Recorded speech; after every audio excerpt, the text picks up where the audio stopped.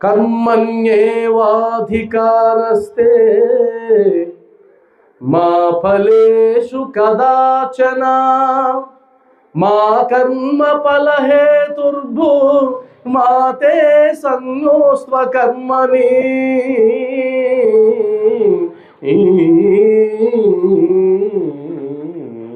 ఎంత సింపుల్ అంటే పని చేయి, ఫలితాన్ని వదిలే.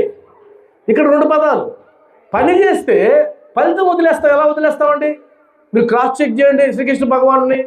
హే భగవాన్, పని చేసేది ఫలితం కోసం కదా, మరి పని చేసి ఫలితం వదిలేయమంటావే ఎలా అనంటే, ఆయన చెప్పింది ఫలితాన్ని వదిలేయమని కాదు, ఫలితాన్ని ఆశించడం మానేయమని. వస్తే తీసుకో, క్లియర్?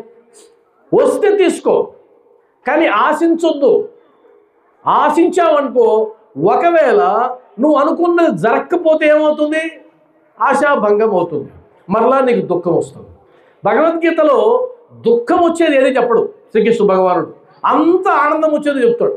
నువ్వు ఒక ఫలితాన్ని ఆశించావు, ఆశించినప్పుడు ఏమవుతుంది? నీకు దుఃఖం వస్తుంది. ఆ దుఃఖం రాకుండా ఉండాలంటే ఆశించొద్దు అని అర్థం. ఇంకో పదం యాడ్ చేస్తాను నేను దీనికి కొద్దిగా. ఆశించొద్దు అంటే అంచనా వేయొద్దని కాదు. ఈ పదాన్ని నోట్ చేసుకోండి. ఆశించొద్దు అంటే అంచనా వేయొద్దని కాదు. ఉదాహరణకి ఒక వ్యాపారం చేసావు, ఒక వ్యాపారం చేసినప్పుడు ఫలితాన్ని ఆశించొద్దు, అంచనా వేయి. ఇంత రావచ్చు అనుకో, తప్పేం లేదు. కానీ ఆశిస్తే మాత్రం ఇబ్బంది వస్తుంది. ఒక రైతు ఒక గ్రామంలోకి వెళ్ళి తన పొలంలో పనిచేయడానికి కొంతమందిని పిలిచాడు. వాళ్ళకి ఏం చెప్పాడంటే, నా పొలంలో మీరు పనిచేయడానికి వస్తే మీకు 100 రూపాయలు కూలీ ఇస్తానన్నాడు. అర్థమైంది కదా? ఎంత ఇస్తా అన్నాడు? 100 రూపాయలు ఇస్తా అన్నాడు. రేపు 10 గంటలకల్లా వచ్చి పొలంలోకి దిగండి అన్నాడు.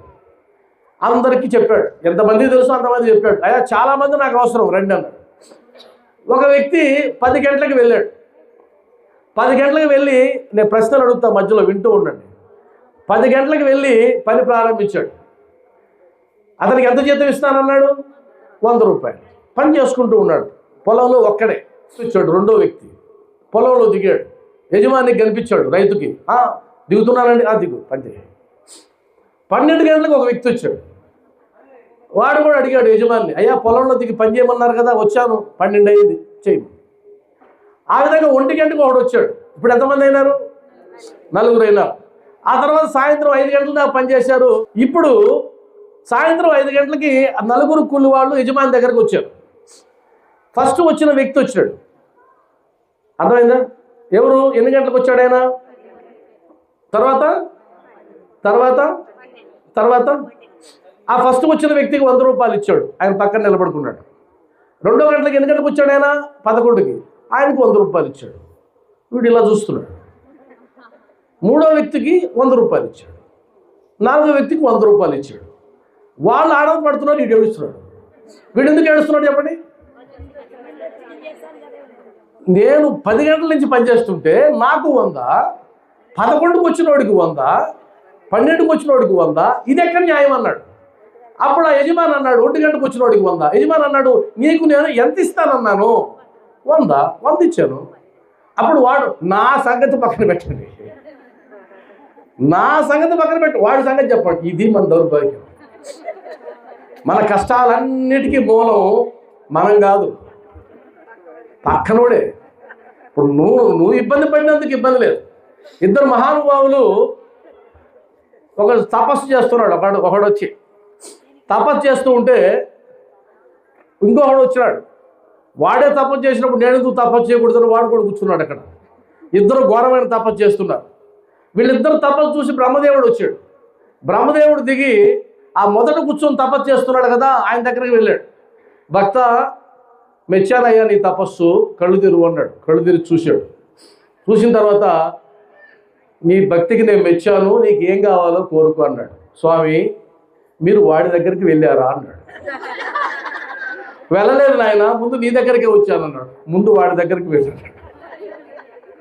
వాడి దగ్గరికి వెళ్ళాడు. ఎందుకు వాడి దగ్గరికి వెళ్ళాలి అంటే, వాడి దగ్గరికి వెళ్ళి వాడు ఏం కోరుకుంటే దానికి నాకు డబల్. వాడు ఏది కోరుకుంటే నాకు రెండింతలు, అది నా కోరిక అన్నాడు. ఇక బ్రహ్మదేవుడు తప్పకుండా వాడి దగ్గర వాడు కళ్ళు మూసుకొనే ఉన్నాడు. అప్పుడు భక్త కళ్ళు తెరువు అన్నాడు. కళ్ళు తెరిచినాడు. భక్త ఏమి నీ కోరిక అన్నాడు. వాడి దగ్గరకు పోయినావా అన్నాడు. వాడి దగ్గరకు పోయాను. ఏమన్నాడు స్వామి, నీకు ఏది ఇస్తే దానికి రెట్టింపు ఆయన అడిగాడు. అవునా? అవును. అయితే స్వామి ఒక కన్ను తీసి నాకు ఒక కన్ను తీసి. ఇప్పుడు వాడికి ఏమైంది? ఇప్పుడు ఈ కన్ను పోయినందుకు దిగులే, వాడికి రెండు పోయినాయి కదా ఆనందం. అంటే మనం ఏం చేస్తున్నామంటే ఎదుటివాడి దుఃఖంలో నుంచి ఆనందం పొందడం నేర్చుకున్నాం. ఈ దౌర్భాగ్యాన్ని విడిచిపెట్టాలి. నిజమా కదా? ఎదుటివాడితో ఎందుకు నీకు? అందువల్ల నిన్ను నువ్వు నమ్ముకో, నిన్ను నువ్వు ఉద్ధరించుకో. కానీ మనం అలా కాదు. ఇప్పుడు నువ్వు పూరింట్లో ఉన్నందుకు దిగులే, అందరూ పూరింట్లో ఉంటే దిగులేందుకు? వాడు మిద్దికెట్టాడు, ఇప్పుడు మొదలైందా? కాబట్టి నీ బిడ్డకి ఉద్యోగం రాకపోతే ఇబ్బంది ఏముంది? కానీ వాడికి వచ్చింది, ఆ బిడ్డకు వచ్చింది, అది ఇబ్బంది. నీ కోడలు ప్రసవించకపోతే ఇబ్బందిలే. కానీ అప్పుడు మొన్న కిందగా మొన్న పెళ్ళయింది, ఆమె అప్పుడే నెల తప్పింది, చచ్చింది. అర్థమైంది కదా? కాబట్టి మనకు దుఃఖం రావడానికి వాస్తవమైన కారణం ఏంటి? వాస్తవమైన కారణం మన కర్మ. పూర్వజన్మల్లో చేసిన కర్మ మనకి ఇలా వస్తుంది దుఃఖం రూపంలో. కానీ మన లోపల ఉండేటువంటి మనోమాలిన్యాల్ని పోగొట్టుకోనందువల్ల ఆ కర్మల కంటే ఈ కర్మ ఎక్కువైపోయింది, ఈ భారం ఎక్కువైపోయింది. అందువల్లనే ఆధ్యాత్మిక మార్గంలో ప్రధానమైనటువంటి పని ఏంటంటే మనోచికిత్స. మనకు మనం చికిత్స చేసుకోవాలి, మనోమాలిన్యాలని కడిగేసుకోవాలి, వాషింగ్ మిషన్లో వేసుకోవాలి. ఆ వాషింగ్ మిషన్ పేరు భగవద్గీత. భగవద్గీతలో వేసేసినామంటే ఈ మనస్సును తీసుకెళ్ళి దాన్ని మొత్తం ఉతికి ఆరేసి బయట పెడుతుంది. సచ్చరిత్ర అనే వాషింగ్ మిషన్లో వేసేస్తే అది శుభ్రంగా ఉతికి ఆరేస్తుంది. అర్థమైంది కదా? మనం ఏం చేస్తామంటే దానికి పూజ అయితే చేస్తాం, పూజ చేస్తాం, అందులో ఉండేటువంటి దాన్ని మనం ఆకలింపు చేసుకోం. కాబట్టి ఒకటి మనం గుర్తుపెట్టుకుంటే, పని చేయి, ఫలితాన్ని ఆశించుకు. ఆశించుకో అంటే అర్థం వచ్చిన దాన్ని తీసుకో. బాబా వారు దీన్ని ఇంకొక రకంగా ఎలా చెప్పారు? ప్రసాద భావనతో జీవించు అన్నారు. ఆ సేటుకు పిచ్చెత్తిందా ఏమి? గుర్తొచ్చిందా కదా? అంటే పత్తి వ్యాపారం చేయడానికి ఆయన బాబావారి సలహా కోసం శ్యామాకి ఉత్తరం రాసినప్పుడు ఆ ఉత్తరం తీసుకొని బాబా దగ్గర నిలబెడితే అందులో ఏముందో గ్రహించి ఆ సేటుకు పిచ్చి ఎత్తిందా ఏమి? వాడికి ఎలాంటి లోటు లేదు, ఉన్నదానితో సంతృప్తిగా జీవించమని చెప్పు, ఆశపడుతున్నాడు అని సింపుల్గా చెప్పాడు. అంటే నీకు ఉన్నదానితో తృప్తి పడకుండా, నీ కర్మానుసారంగా ఏదైతే వచ్చిందో దాంతో తృప్తి పడకుండా, ఉన్నదాన్ని నీకు నువ్వు తక్కువ అంచనా వేసుకొని లేని వాడితో పోల్చుకోవడం కాదు, ఉన్నవాడితో పోల్చుకొని నీ దగ్గర ఉన్నదాన్ని తక్కువ చేసుకొని నువ్వు బాధపడుతూ ఉన్నావు. నా గొంతు బాగలేనందుకు బాధ కాదు. ఎందుకు బాధ? వాళ్ళ గొంతు బాగుంది, ఆమెకు 2 పాటలు ఇస్తారు, నాకు ఒక్క పాటే ఇస్తారు. ఇదో గోల. భజనలో కూడా గోలే. మనం ఎక్కడ దాకా ఎంత అద్భుతమైన వాళ్ళం అంటే మన మనోవికారాలన్నీ దేవాలయంలో కూడా తీసుకెళ్ళిపోతాం, ఆయన ముందు కూడా పెట్టేస్తాం కదా. కాబట్టి ఎప్పుడైనా గుర్తుపెట్టుకోవాల్సింది, ఇప్పటి నుంచి ఇది ఒకటి నోట్ చేసి పెట్టుకుందాం. పని చెయ్యాలి, ఫలితం ఆశించకూడదు, వచ్చిన ఫలితంతో తృప్తిగా ఉండాలి. వచ్చిన ఫలితంతో తృప్తిగా ఉండాలి. ఇంకొకటి కూడా యాడ్ చేశాను, ఇతరులతో ఎప్పుడూ పోల్చుకోకు. ఇతరులతో ఎప్పుడూ పోల్చుకోకు. నీ జీవితం నీదే. ఇది భగవంతుని కృప, నీ కర్మల వల్ల వచ్చినటువంటిది. కాబట్టి దానికి తృప్తిగా పడాలి. అవకాశం ఉంటే ఎదగడానికి ప్రయత్నం చేయి. అంతేగాని నువ్వు ఖచ్చితంగా అసంతృప్తితో జీవించడం మానేయి. అసంతృప్తి మాత్రమే నీ జీవితాన్ని నాశనం చేస్తుంది. మనకు బుద్ధ భగవానుడు 12 ఏళ్ళు ఘోరమైన ధ్యానం చేసి ఆయన గొప్ప విషయాన్ని కనుక్కున్నాడు. కోరికలే దుఃఖానికి మూలం. మరి కోరికలు దేనికి మూలం? కోరికలే దుఃఖానికి మూలం. కోరికలు దేనికి మూలం? కోరికలు నీ అసంతృప్తికి మూలం. నీ అసంతృప్తి నుంచి కదా కోరికలు పుడుతున్నాయి. నాకు అది లేదు అన్నప్పుడు కదా కోరిక నాకు ఇది కావాలని పుడుతుంది. కాబట్టి ఉన్నదానితో సర్దుకున్న వాడికి కోరిక ఏముంది? ఇంకా కోరిక ఏముంది? కోరిక ఉందా? ఇంక లేదు. కోరికలే దుఃఖానికి మూలం. ఆ కోరికల మూలం అసంతృప్తి. ఆ అసంతృప్తిని తుంచిపడేస్తే ఇక నీ జీవితంలో ఎప్పుడూ ఆనందమే. అంతకు మించిన సూత్రం ఈ ప్రపంచంలో ఎక్కడ ఎదిగినా కూడా దొరకదు. కాబట్టి ఉన్నదానితో తృప్తిగా జీవించాలి. నీకు ఇచ్చినటువంటిది భగవంతుడు నీకు మాత్రమే ఇచ్చాడు. మీరు బాగా గమనించండి, మనందరం ఆధ్యాత్మిక చింతన చేస్తుంటాం కదా. మీరు బాగా గమనిస్తే మనకు ముఖం అనేది ఎంత ప్లేస్ ఉందండి? ఎంత ఉంటుంది? కొన్ని సెంటీమీటర్లు, అంతేనా? ఇటు కొన్ని సెంటీమీటర్లు, ఇటు కొన్ని సెంటీమీటర్లు, అంతేనా? ఈ చిన్న ప్లేస్లో 2 కళ్ళు ఉండాలి, ఒక ముక్కు ఉండాలి, నోరు ఉండాలి, మళ్ళీ కంపల్సరీ. అవి వద్దండి, కుదరదు, అవి ఉండాలి. ఉన్నదే ఇంత ప్లేసు, ఆ ప్లేసులో కంపల్సరీ ఐటమ్స్ ఇవి. మరి ఇంత చిన్న ప్లేసులో కోటాను కోట్ల ఆకారాలను సృష్టించగలిగిన వాడు భగవంతుడు మాత్రమే. ఇంకా ఎవరి వల్లగా నువ్వు ఎంత పెద్ద ఆర్టిస్ట్నైనా తీసుకురా, నువ్వు వల్లగా. అవునా కదా? ఇప్పుడు ఈ భూమి మీద 800 కోట్ల మంది జీవిస్తున్నారు. ఆ విధంగా భూమి పుట్టినప్పటి నుంచి కోట్ల కోట్ల కోట్ల మంది జీవిస్తున్నారు. ఎంతమంది జీవించినా ఒకరి ముఖం ఇంకొకరి ముఖానికి సారూప్యంగా లేదు, అచ్చుకుద్దినట్లేదు. పోలికలు ఉండొచ్చేమో కానీ. అవునా? మరి అది వదిలేద్దాం. స్వరపేటిక. ఎంతమంది ఉన్నారు మీ ఊర్లో? 2 గొంతు ఒక రకంగా ఉందా? 800 కోట్ల మంది ఉన్నారు భూమి మీద ప్రస్తుతం జీవించి ఉన్నవాళ్ళు. ఒకరి గొంతు ఒక సంబంధం ఉందా? మరి ఆ స్వరపేటికలో ఏం మ్యాజిక్ చేస్తే ఇన్ని గొంతులు వస్తున్నాయో చేయగలిగిన సమర్థుడు ఒక భగవంతుడు మాత్రమే, ఇంకెవరు చేయలేదు. అంటే మనం ఎవరి పాదాలు పట్టుకుంటున్నామో ఆయన సామాన్యుడు కాదు. అవునా కదా? నువ్వు తినడం తెలుస్తూ ఉంది, తింటున్నా నాకు అహంకరిస్తున్నావు. నేను సంపాదించానండి, నా కష్టార్జితం ఒకడేందంటున్నావు. నీ కష్టార్జితమే నువ్వు తిన్నావు ముద్ద. ఆ తిన్న తర్వాత ఈ లోపల జరిగే కెమిస్ట్రీ నీకు సంబంధం ఉందా? నువ్వు చేయగలవా? నువ్వు జీర్ణం చేయగలవా? నువ్వు ఆ రసాలన్నీ ఊరించగలవా? నువ్వు తిని పడుకున్నది తెలుసు నీకు. దాన్ని జీర్ణం చేసేవాడు పరమాత్ముడు, అంతేనా? ఒకవేళ ఆ జీర్ణక్రియలో ఏమాత్రం ఇబ్బంది వస్తే నువ్వు బెడ్డ మీద ఉంటావు పోయి. అవునా కదా? ఒక ఉదాహరణ చెప్తా చూడండి. గుప్పెడి గింజలు వేస్తే ఆ గుప్పెడి గింజలను తిన్న కోడి గుడ్డు పెడుతుంది. ఆ గుప్పెడి గింజలతో కాల్షియం తయారు చేసి గుండ్రటి గుడ్డు. ఏ కోడైనా సరే వంకరగా ఉండే గుడ్డు పెట్టిందా? ఎట్లా? గుండ్రటి గుడ్డు. నువ్వేం పెట్టావు దానికి? అని గింజలు పెట్టావు. నీకు పెడతా గింజలు, గుడ్డు పెట్టు. ఆ కోడి ఏమి తింటుందో అవన్నీ మీ పెడతాం. పెట్టగలవా? గుడ్డు పెడితే బాగుంది అనుకుంటారు. 6 రూపాయలు అయిపోయింది సార్, ఇదేదో బాగుంది, అదేదో మా చిన్నోడుకో పెద్దోడుకో ఉంటే రోజు గింజలు పెట్టుందో అనుకో. కుదరదు. అది భగవంతుడు సృష్టి. నువ్వు విత్తనం నాటడం తెలుసు. ఆ నాటిన విత్తనంలో నుంచి ఒక మొక్క ఎదగడం నీకు తెలుసా? నీ చేతిలో ఉందా? లేదు. అంతేనా కదా? కాబట్టి గుర్తుపెట్టుకుంటే నువ్వు ఎవరికి పాదాలైతే పట్టుకుంటున్నావో సామాన్యుడు కాదు. ఇదంతా ఎందుకు ఆలోచించాలంటే, ఇవంతా ఆలోచించిన తర్వాత నీకేమనిపిస్తుందంటే నేనెంత, ఇంతలో నేనెంత అయిపోయింది. ఇంకా నీకు అహంకారం పైకి లేమన్నా లేదు.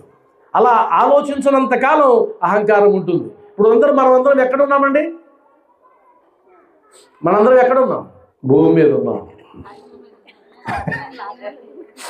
కదా? భూమి మీద ఉన్నాం కదా? అందరం ఉన్నామా లేదా? భూమి ఏం చేస్తూ ఉంది? తిరుగుతూ ఉంది. ఎన్ని కిలోమీటర్ల స్పీడు? భూమి ఎన్ని కిలోమీటర్ల స్పీడ్తో తిరుగుతుంది? 1602 కిలోమీటర్లు పర్ గంట. 1600 కిలోమీటర్ల వేగంతో మనం 100 కిలోమీటర్ల స్పీడ్ పోతే ఎలా ఉంటుంది? బైక్ మీద, కారు మీద 200 పోలేవు, 200 కూడా పోలేవు, 120 పోతే హై స్పీడ్. కానీ భూమి 1602 కిలోమీటర్లు, 1607 కిలోమీటర్ల స్పీడ్తో తిరుగుతూ ఉంది. కానీ మనకు తెలుస్తూ ఉందా? తెలిస్తే ఏమైంది? బతకగలమా? మరి ఆ పరమాత్ముడు మనకు అంత మేలు చేశాడు. నువ్వు అంత స్పీడ్గా తిరుగుతుండే బంతి మీద ఉన్నా కూడా నీకు ఆ జ్ఞానం లేకుండా తెస్తున్నాడు కదా, అంతకు మించి నీ మీద ప్రేమ కావాలా? సూర్యుడు చుట్టూ తిరుగుతూ ఉంది భూమి మరలా. సూర్యుడు చుట్టూ తిరిగేటప్పుడు ఎంత తెలుసా స్పీడు? 1,07,000 కిలోమీటర్లు. 1,00,000 కిలోమీటర్ల స్పీడ్ ఊహించలేదు. అంటే అర్థం ఏంటంటే ఈ సృష్టి ఏదైతే ఉందో, ఈ జగత్తు ఏదైతే ఉందో, ఇదంతా ఆ పరమాత్ముడే నడిపిస్తున్నాడు అనడానికి ఇంతకు మించి పెద్ద ఉదాహరణలు ఏమీ అవసరం లేదు. అందువల్లనే దుఃఖం వచ్చినప్పుడు ఇప్పుడు దాకా మనం ఏం మాట్లాడుకున్నాం? దుఃఖం రాకుండా ఉంటే ఏం చేయాలని మాట్లాడుకున్నాం. అదేనా మీకు అర్థమైందా? దుఃఖం రాకుండా ఉండాలంటే ఏం చేయాలి? భగవద్గీత ఆధారంగా మాట్లాడు. ఒకవేళ నా వల్ల కాదండి, దుఃఖం అనివార్యం అవుతుంది, వస్తూ ఉంది, ఇప్పుడు నేనేం చేయాలి? మీరేం చెప్పాము? మరణం వస్తే బాధపడొద్దు, పుట్టిన వాళ్ళ గురించి బాధపడొద్దు, అంచనాలు వేయొద్దు, ఇతరుల గురించి ఆలోచన, ఇన్ని చెప్పాం కదా. అవన్నీ నా వల్ల కాదండి, ఇప్పుడు ఏం చేయాలి?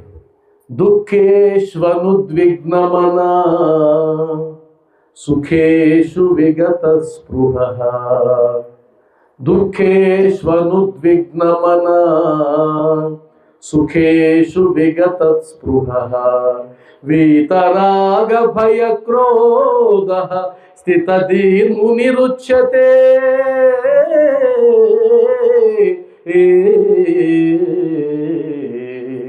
అంటే దుఃఖం వచ్చినప్పుడు దుఃఖపడనివాడు, సంతోషం వచ్చినప్పుడు పొంగిపోనివాడు, వీడు స్థితప్రజ్ఞుడు. కాబట్టి ఆధ్యాత్మికతలో ఏమంటే నేను ఎల్కేజీ నుంచి ప్రారంభించి డిగ్రీ వరకు చదువుతున్నాను, పీజీ వరకు చదువుతున్నాను, ఆ తర్వాత పిహెచ్డి చేస్తున్నాను. మరి ఆధ్యాత్మికతలో పిహెచ్డి ఏంటి అంటే స్థితప్రజ్ఞత. ఆ స్థితప్రజ్ఞత సాధించడమే పిహెచ్డి డిగ్రీ. నీకు పట్టా వచ్చేసిందని అర్థం. అంటే ఏంటది? నీకు దుఃఖం వచ్చింది అనుకోండి, కుంగిపో, అర్థమైంది కదా. సుఖం వచ్చేసింది అనుకోండి, ఓ నీ పొంగిపో. మరి ఈ స్థితికి మనం చేరుకున్నామా ఇప్పటి వరకు? ఇక్కడ ఉన్న మన వరకు అనుకుందాం.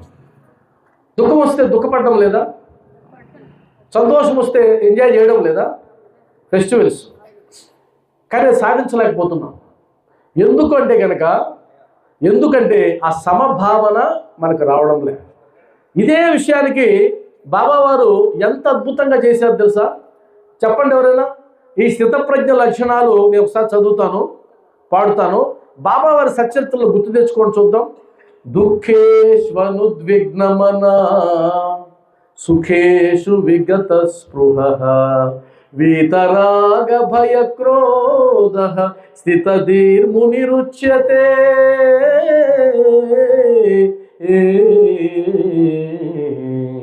అంటే దుఃఖం వచ్చిన వాడు దుఃఖపడకూడదు, సుఖం వచ్చినప్పుడు పొంగిపోకూడదు. ఇది కదా. మరి బాబా గారు దీనికి అద్భుతమైన వివరణ ఇచ్చాడు సచరిత్రలో. చెప్పండి, గుర్తుకొచ్చిందా? గుర్తుకు రాలేదా? గుర్తుకు రాకపోతే కాకా పని పిల్ల. ఇప్పుడు గుర్తొచ్చిందా? గుర్తొచ్చింది కదా. ఆమె పేదరికంతో ఉంది, చిరిగిన బట్టలు వేసుకుంది, పని పిల్లగా పనిచేస్తూ ఉంది, అయినా ఆనందంగానే ఉంది కదా. తర్వాత కొత్త చీర వచ్చింది, ఆ కొత్త చీర కట్టుకున్నది, అప్పుడు అదే ఆనందంగా ఉంది. మరలా కొత్త చీర తీసి పెట్టెలో దాచిపెట్టుకునింది, మళ్ళా చింకి చీరలే కట్టుకునింది, అయినా ఆనందంగానే ఉంది. ఇది స్థితప్రజ్ఞత. ఇక్కడ శ్లోకంలో చెప్పారు శ్రీకృష్ణ భగవానుడు, ఆడ ప్రాక్టికల్గా చేసి చూపించాడు సాయినాథుడు. ఎంత గొప్ప విషయం, అర్థమైందా? ఎంత గొప్ప విషయం అది. అది ఇంక మర్చిపోయే అవకాశం లేదు, కానీ మనం గుర్తుపెట్టుకోము, అది సమస్య. ఇప్పుడు నేను నెల్లూరు నుంచి బయలుదేరాం. నెల్లూరు నుంచి మా ఇంటి దగ్గర నుంచి రెడీ అయిన తర్వాత మేము రైల్వే స్టేషన్కి దేంట్లో వచ్చాము అని అంటే బైక్లో వచ్చాము. బైక్లో నా ముందు ఒక ల్యాప్టాప్ బ్యాగు, ఆమె బ్యాక్ సైడు, ఆమె తొడల మీద ఒక పెద్ద సూట్ కేసు, మధ్యలో ఇంకొక బ్యాగు ఎత్తుకొని పెద్ద విన్యాసం చేస్తూ రైల్వే స్టేషన్కి వచ్చాం. అది సుఖమా దుఃఖమా? సుఖమా దుఃఖమా? అదే కారులో షికారుకు ఉన్నట్టుందా? లేదు, దారుణం చీకట్లో. సరే, వచ్చిన తర్వాత అక్కడి నుంచి రైలు ఎక్కాం రిజర్వేషన్లో. ఇప్పుడు సుఖంగా ఉంది. ఆ నుంచి రైల్వే స్టేషన్లో దిగి ఆ నుంచి ఏలూరు బస్సు ఎక్కాం ఎండలో. ఇప్పుడు కష్టం. ఏలూరు బస్సులో దిగి పల్లె వెలుగు బస్సు ఎక్కాం, ఇప్పుడు ఆ కష్టం డబల్ అయింది. ఆ పల్లె వెలుగు బస్సులో ఒకే సీట్లో ఇద్దరం కూర్చొని ఆ బాక్సులన్నీ ఇప్పి ఆమె పెరుగన్నం చట్నీ కలిపి ఆమె నాకు అందించలేక, నేను తినలేక, కడుక్కోలేక, ఇదేంటి కష్టం కదా. సరే, అదే కష్టం అనుభవిస్తూ వస్తుంటే మధ్యలో టైర్ పగిలి బస్సు ఆగిపోయింది. ఆ మఠం గూడిన దగ్గర మళ్ళీ రోడ్డు మీదకి వచ్చాం లగేజ్ ఎత్తుకుని. అక్కడి నుంచి 5-6 కార్లు ఆపాం, ఒక్కడ ఆపల. అప్పుడు ఒక ఆటో ఆపాడు, మేమిద్దరం ఎక్కే లోపల మా వెనకుండా వాళ్ళు ముందుకెక్కేశారు. ఇప్పుడు మరలా బస్సు వెనక్కి నిలబడుకున్నాం. ఇంకో అతన్ని అడిగాం, నేను అక్కడ దాకా పోనండి అన్నాడు. మరలా మా బాధ్యుడిలాగా వెనక్కి వచ్చి నేను పోతాలేండి చింతలపూడి దాకా అన్నాడు. అప్పుడు నేను డ్రైవర్ పక్క సీట్లో కూర్చున్నాను. నేను ఎందుకు వస్తున్నా ఇక్కడికి? సత్సంగం చెప్పడానికి, భగవద్గీత. వాడు గుంటలో వేసినప్పుడంతా ఇది తగులుతూ ఉంది, పెట్టి మన తగులుతూ ఉంది. సరే, బయట పెడితే గాలి, లోపల పెడితే కమ్మి. ఇప్పుడు స్థితప్రజ్ఞత అంటే ఆనందంగా ఉంది. ఎంత మంచి గుంటలు. ఇది శ్లోకం అర్థం. అంటే చెప్పబోయే శ్లోకాన్ని ముందుగానే ప్రాక్టీస్ చేయించాడు నన్ను శ్రీకృష్ణ భగవాన్. అవునా కదా? మన జీవితంలో అడుగు అడుగున ఇలానే ఉంటుంది. అంటే జీవితం మొత్తం కష్టాలు ఉండవు.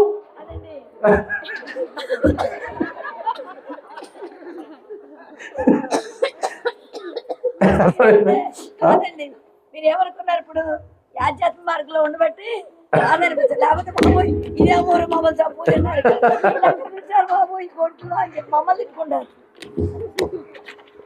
అర్థమైంది కదా? అందువల్ల జీవితంలో రెండు ఉంటాయి, కష్టాలు ఉంటాయి, సుఖాలు ఉంటాయి. కానీ మన ప్రయాణం మాత్రం ఆగకూడదు. మన ప్రయాణం మాత్రం ఆగకూడదు. సుఖాలు ఉంటాయి, దుఃఖాలు ఉంటాయి.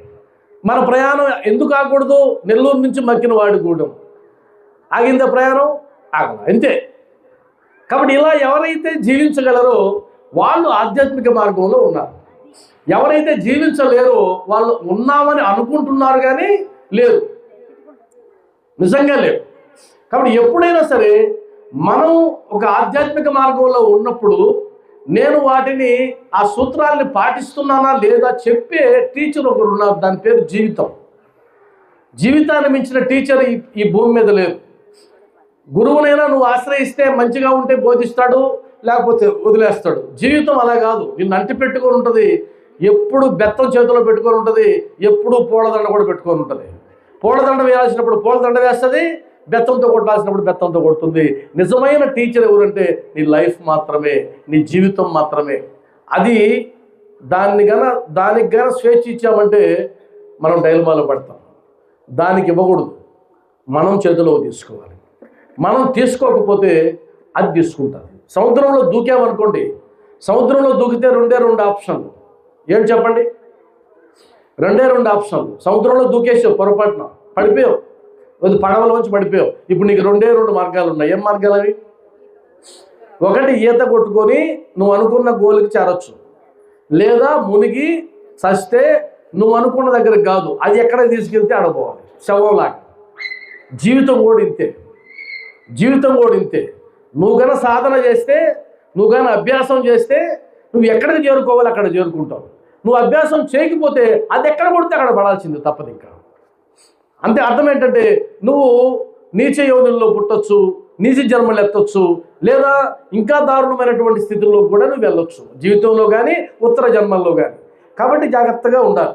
ఇప్పుడు వీటన్నిటికంటే ప్రధానమైన అవరోధాలు కొన్ని ఉన్నాయి మనకు. ఉదాహరణకి మంచి మామిడి పండ్లు ఉన్నాయి అక్కడ. ఆ మామిడి పండుని తినాలనే ఆశ పుట్టింది నాకు. ఎందుకు పుట్టింది ఆశ? చూసాం కాబట్టి. Very good. మామిడి పండుని చూసాం కాబట్టి. అదే నువ్వు చూడకపోతే ఆశ పుట్టదు. కాబట్టి చూడడం అనేది ప్రధానం. అక్కడ చూస్తేనే నీకు ఆశ పుట్టింది. చూడడం ఇంద్రియం, వినడం ఇంద్రియం, నాలుక ఇంద్రియం. అది చూడగానే లాలాజాలో ఊరింది. తినాలనిపించింది కదా. అంటే అర్థం సర్వ దుఃఖాలకి కారణం నీ జ్ఞానేంద్రియాలు, నీ కర్మేంద్రియాలు, నీ మనస్సు. ఆ తర్వాత బుద్ధి, ఆత్మ అది పక్కన పెట్టేద్దాం. కాబట్టి జ్ఞానేంద్రియాలు 5, కర్మేంద్రియాలు 5, మనస్సు దాని పైన ఉంది. దాన్ని తీసుకెళ్ళి బుద్ధికి తగిలించాలి. ఆ బుద్ధి ఆత్మ అది పక్కన పెట్టేద్దాం, అదంతా పెద్ద స్టోరీ అది. కాబట్టి ఇక్కడ ఇంద్రియాలకి సంబంధించి మాత్రమే మాట్లాడితే ఇంద్రియాల వల్లనే కదా మహామహాత్ములు కూడా నాశనం అయింది. చరిత్ర చెప్పేది అదే కదా. ఉదాహరణకి రావణాసురుడి కంటే భక్తుడు ఉంటాడా శివభక్తుడు? రావణాసురుడి కంటే రావణాష్టకం రాశాడు ఆయన. కాబట్టి ఆయన కంటే శివభక్తుడు ఉండడు. అద్భుతమైన ఆత్మలింగాన్ని సాధించగలిగినటువంటి భక్తుడు, సామాన్యుడు కాదు. కానీ ఏమైనాడు? భ్రష్టు పడిపోయాడు, చివరికి ప్రాణాలు విడిచిపెట్టాడు. దేనివల్ల?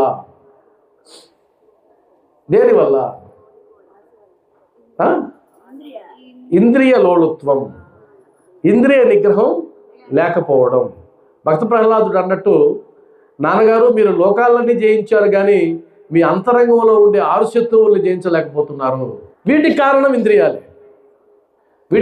ఇంద్రియాలే. ఒకదాన్ని చూడండి నీకు ఆ మోహం పుట్టదు కదా. కాబట్టి భగవద్గీతలో ఒక అద్భుతమైనటువంటి సూత్రం చెప్పారు, సచ్చరిత్రలో కూడా చెప్పారు. నేను చెప్పేటప్పుడు మీరు నాకు చెప్పాలి సచ్చరిత్రలో ఏముందో. నేను భగవద్గీతలో చెప్తా, ఇప్పుడు సచ్చరిత్రలో కూడా సేమ్ ఉంది. అంటే అర్థం ఏంటంటే, భగవద్గీతలో శ్రీకృష్ణుడిని అడిగే ప్రశ్న ఏంటంటే, శ్రీకృష్ణ నువ్వేమో జ్ఞానానికి సంబంధించిన అనేక విషయాలు చెప్తున్నావు, ఇంద్రియాలకు సంబంధించి చెప్తున్నావు, కానీ ఈ మనసు కోతి లాంటిది కదా. మరి ఈ మనసును నేను ఎలా కంట్రోల్ చేసుకోవాలి? అంత తెలుస్తూ ఉంది, ఇది మంచి తెలుస్తూ ఉంది, కానీ మనసు పోవడంలే, మంచి వైపు వెళ్ళడంలే. చెడు అని తెలుస్తూ ఉంది, కానీ దాన్ని విడిచిపెట్టలేకపోతున్నాను. ఇదే ప్రశ్న దుర్యోధనుడికి వేస్తారు. దుర్యోధన, నువ్వు సామాన్యుడివేం కాదు, నువ్వు రారాజు. ఆయన బిరుదు, దుర్యోధనుడు బిరుదు ఏంటి? రారాజు. గొప్ప జ్ఞానం కలిగిన వాడివి, విద్యల్లో కానీ పరాక్రమంలో కానీ ఏం తీసేసేవాడివి కాదు నువ్వు. మరి ఇలాంటి వాడివి నువ్వు ఎందుకు ఇలా తప్పుగా ప్రవర్తిస్తున్నావు? ఎందుకని స్త్రీలను బలాత్కారం చేస్తున్నావు? ఎందుకని చిన్న విషయాలను విడిచిపెట్టలేక నువ్వు భ్రష్టుపడుతున్నావు అని అడిగినప్పుడు ఆయన చెప్తాడు. ఆయన ఏం చెప్తాడంటే, జానామి ధర్మం నచమే ప్రవృత్తి, జానామి అధర్మం నచమే నివృత్తి. అయ్యా నాకు ధర్మం ఏంటో తెలుసు, కానీ ఆచరించలేకపోతున్నా. అధర్మం ఏంటో కూడా తెలుసు, కానీ విడిచిపెట్టలేకపోతున్నా. ఎందుకు తెలియదు. ఎందుకు మనకు తెలుసు, ఇప్పుడు మాట్లాడతాం. అది ఎందుకో ఇప్పుడు మాట్లాడతాం. అర్థమైంది కదా. కాబట్టి ఇక్కడ మనం బాగా జనరల్గా ఆలోచించండి. తప్పు చేసే వారికి ఇది తప్పు అని తెలుసా తెలీదా? తెలుసు. మరి తెలిసినా ఎందుకు చేస్తున్నాడు అంటే నిగ్రహించుకోలేకపోతున్నాడు, కంట్రోల్ చేయలేకపోతున్నాడు. ప్రతిరోజు సంపాదించిన దాంట్లో సగం డబ్బులు ముందుకు పెట్టడం తప్ప ఉప్ప? ఆయన అడగండి. తప్పే అంటాడు. ఇంకా ఎక్కువ మాట్లాడితే రేపటి నుంచి తాగనంటాడు. అవునా? మళ్ళీ రేపు అడిగితే రేపటి నుంచి తాగనంటాడు. అంతే కదా. ఎందుకంటే తప్పని తెలుసు, కానీ నియంత్రించలేకపోతున్నాడు. ఎందుకు? ఇప్పుడు చెప్తాడు. దాన్ని చెప్తాడు. కాబట్టి నువ్వు దాన్ని ఏ విధంగా కంట్రోల్ చేయాలన్నది మీరు ఎక్కడైనా గమనించండి, మీకు ఆన్సర్ దొరకదు. భగవద్గీతలో దొరుకుతుంది, సచ్చరిత్రలో కూడా దొరుకుతుంది. అందులో ఉన్న గొప్ప విషయం ఏంటంటే